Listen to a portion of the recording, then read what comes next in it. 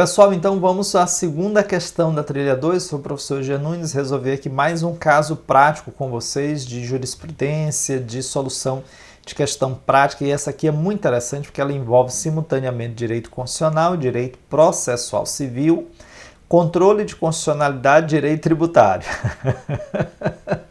e mais direito tributário. Então essa é uma questão bastante interessante. Eu vou começar lendo aqui com vocês o caso prático para a gente entender o que está sendo proposto, tá? Reduzindo aqui a tela, vamos lá. Considere que determinado terreiro religioso de matriz africana tenha sido obrigado a pagar para seu regular funcionamento determinada taxa mensal instituída por lei estadual. Há 2 anos em atraso, a dívida se avoluma em R$30 mil. A liderança do terreiro busca a defensoria para que seja prestada orientação jurídica quanto à validade da cobrança. O defensor ingressa com a ação anulatória de dívida com pedido de repetição do indébito tributário. O fundamento incidente é a inconstitucionalidade da norma. A pretensão principal, acompanha o raciocínio, é o afastamento da cobrança. Em sede de contestação, o poder público promove reconvenção, requerendo seja o terreiro obrigado a pagar os meses atrasados. Então veja só, o defensor ingressou em favor do terreiro com um pedido de anulação do débito e devolução dos valores que já haviam sido adimplidos. A Fazenda Pública Estadual não só não concordou com a tese, como ainda pediu o inverso, que fossem adimplidos, pagos os valores atrasados. O contra-ataque dentro da própria ação nós chamamos de reconvenção. É uma ação que, na verdade, o réu move contra o autor no bojo, na estrutura do mesmo processo. Então, é uma espécie de demanda incidente. Você tem uma demanda principal do autor contra o réu e uma demanda incidente do réu contra o autor. Em sede de contestação, bom, a lei foi considerada constitucional, a cobrança válida e procedente à reconvenção, ou seja, o terreiro perdeu a ação e ainda teria que recolher os valores atrasados. Ocorre que essa mesma norma, em sede de recurso extraordinário, foi impugnada posteriormente perante o STF e nela foi reconhecida a sua inconstitucionalidade. Então eu tenho nas mãos uma decisão judicial que diz terreiro pague. E eu tenho uma decisão do Supremo Tribunal Federal dizendo, olha, essa norma que fundamentou aquela decisão judicial é uma norma inconstitucional. A decisão do Supremo que reconheceu a inconstitucionalidade da norma impacta a decisão do juiz de base? Qual o nível desse impacto? Como é que eu posso, quais instrumentos, quais ferramentas processuais eu posso manejar aqui na base para me insurgir contra a decisão proferida pelo juiz de base ou pelo tribunal, com base numa lei, numa norma que o Supremo Tribunal Federal declarou inconstitucional. Aqui, pessoal, essa questão assume complexidade e especificidades pelo regramento trazido, um regramento excelente, trazido pelo artigo 525, parágrafo 12º e seguintes, 12 e seguintes do CPC. Para onde nós vamos, eu vou fazer a distinção junto com vocês. É complexo, eu reconheço, mas a gente vai fazendo juntos, vai ficar bem tranquilo para compreender, tá? Para isso, para sua compreensão, eu construí 2 linhas do tempo com 2 situações diferentes. Quais são as situações, Jean? Primeira, situação 1. Deixa eu trazer para cá para que você possa olhar. Qual seria essa situação 1? Na primeira situação, ocorre o trânsito em julgado da sentença e depois é que sai a decisão do Supremo Tribunal Federal. Então, nessa timeline, a decisão do Supremo ela é posterior ao trânsito em julgado da decisão de base. Quando o juiz proferiu a sua decisão, não havia decisão do Supremo dizendo que aquela lei era inconstitucional.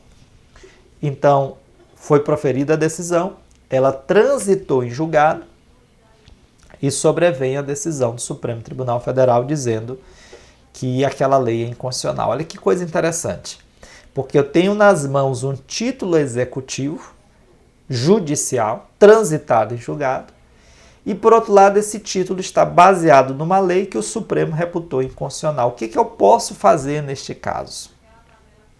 Neste caso eu posso manejar me valer de uma ação rescisória para desconstituir essa coisa julgada, porque ela é uma coisa julgada inconstitucional. Na prática, o fundamento é esse. Mas aqui nós temos, Jean, o que é mesmo ação rescisória? A ação rescisória é uma ação que a gente ajuiza contra a decisão judicial transitada em julgado. Antes do atual CPC era apenas decisão de mérito, hoje também pode ser terminativa, desde que esteja inviabilizado o acesso à jurisdição. Decisão de mérito ou não, que transitou em julgado. Então eu ingresso com uma ação rescisória para desconstituir aquela decisão judicial. Veja, eu não poderia ter recorrido? Poderia, mas aí lembre-se de que o recurso é antes do trânsito em julgado. Trânsito em julgado não cabe mais recurso, você pode ajuizar uma ação rescisória, que é uma ação judicial, ajuizada, protocolizada no próprio tribunal. TRF ou TJ, conforme a hipótese. Nesse caso aqui seria TJ. E aqui tem uma especificidade. Qual é a especificidade? O prazo da rescisória, regra geral, é de 2 anos. É o que está na previsão do artigo 975 do CPC. Esse prazo é de 2 anos, um prazo decadencial para ajuizamento da rescisória. Depois desses 2 anos, a questão se torna soberanamente julgada, não é mais possível desconstituí-la. Ainda tem exceções, mas de um modo como, por exemplo, a utilização da querela nullitatis. Mas, em regra, nós vamos dizer que ela se torna soberanamente julgada, não é mais possível desconstituí-la. De quando é que começa a correr esse prazo, Jean? Esse prazo é contado da data em que ocorreu o trânsito em julgado da última decisão proferida no processo. É o que está no artigo 975 do CPC. Aqui, porém, tem uma especificidade. Qual é a especificidade? É que se essa decisão tiver sido proferida nos termos do artigo 525 do CPC, nós estamos diante de uma decisão do Supremo posterior ao trânsito em julgado da sentença judicial. Eu vou ingressar com uma ação rescisória no tribunal, dizendo: tribunal, essa decisão do juiz não pode continuar valendo, ela tem que ser rescindida, desconstituída, porque ela está baseada numa lei que o Supremo considerou inconstitucional. Essa ação rescisória tem prazo. Qual é o prazo, Jean? 2 anos, não muda, prazo decadencial de 2 anos, mas tem uma diferença na contagem. Neste caso, a contagem será feita a partir da decisão proferida pelo Supremo Tribunal Federal. Então, do trânsito em julgado da decisão do Supremo, conta-se o prazo decadencial de 2 anos para que ocorra o ajuizamento da rescisória. Essa é a primeira timeline. Então, ocorreu a decisão de primeiro grau, ou do mesmo do tribunal, a decisão do processo. Sobreveio, após o trânsito em julgado, a decisão do Supremo, cabe a ação rescisória, prazo de 2 anos, contados da decisão do Supremo. Mas tem a situação 2, que é exatamente o inverso. Nesta situação 2, a decisão do Supremo é anterior ao trânsito em julgado. Isso aqui, pessoal, é o caso que ocorre com alguma frequência no seguinte contexto. O juiz proferiu a sua decisão, não observou a decisão do Supremo. É claro que se existia a decisão do Supremo, no momento em que ele fosse julgar, dificilmente ele não consideraria essa decisão, as próprias partes levantariam, seria submetido a recurso, enfim, dificilmente iria transitar em julgado. Mas o que foi que aconteceu?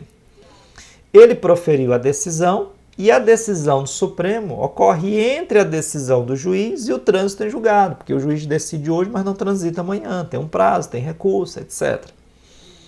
Então, esse aqui é o caso típico para esta hipótese. Entre a decisão do juiz e o trânsito em julgado, ocorreu a decisão do Supremo Tribunal Federal. Então, a decisão do Supremo é anterior ao trânsito em julgado da sentença.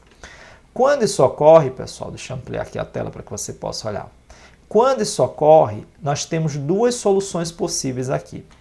Quais são as soluções possíveis, Jean? Você pode entrar com uma ação rescisória, pode, mas agora a ação rescisória vai ser contada no prazo normal, 2 anos contados do trânsito em julgado da sentença, certo? E você pode também atravessar o que a gente chama aqui de petição de inexequibilidade, né? Você vai fazer, na verdade, uma impugnação ao cumprimento de sentença, levantando a inexequibilidade do título. Jean, o que é isso mesmo? Está lá a previsão do artigo 525.12 do CPC, que é a possibilidade de você dizer o seguinte, olha, esse título executivo é válido, mas ele é inexequível, ele não pode ser executado, porque ele está lastreado numa decisão que o Supremo reputou, ele está lastreado numa norma que o Supremo reputou inconstitucional. Aí você me diria assim, mas Jean, eu tenho aqui a inexequibilidade e a ação rescisória. Qual é a diferença entre as duas? Se eu atravessar a impugnação ao cumprimento de sentença, suscitando a inexequibilidade do título, eu só vou conseguir afastar a cobrança, mas eu não vou rescindir. Eu só vou conseguir afastar o título executivo, mas eu não vou, por exemplo, desconstituir o julgado. Eu só vou retirar dele a eficácia executiva. No exemplo concreto, a inexequibilidade do título impede que o terreiro seja obrigado a pagar os valores que ainda está devendo. Mas ele não vai poder reaver, por exemplo, os valores que ele já pagou a título de repetição do indébito. Por que não, Jean? Porque o título, embora inexequível, ele ainda existe. Ele não foi rescindido. Se você quiser afastar a exequibilidade e simultaneamente pretender o ressarcimento, a repetição do indébito, aí não é impugnação, cumprimento de sentença por via da inexequibilidade do título, é, na verdade, o ajuizamento de uma ação rescisória, cujo prazo nós já sabemos qual é, 2 anos. Então, questão interessantíssima da trilha, complexa, com repercussões práticas e muitas derivações interessantes para a fixação do nosso tema. O nosso próximo encontro é com a trilha 3, com mais casos práticos. Eu sou o professor Jean Nunes. Abraço.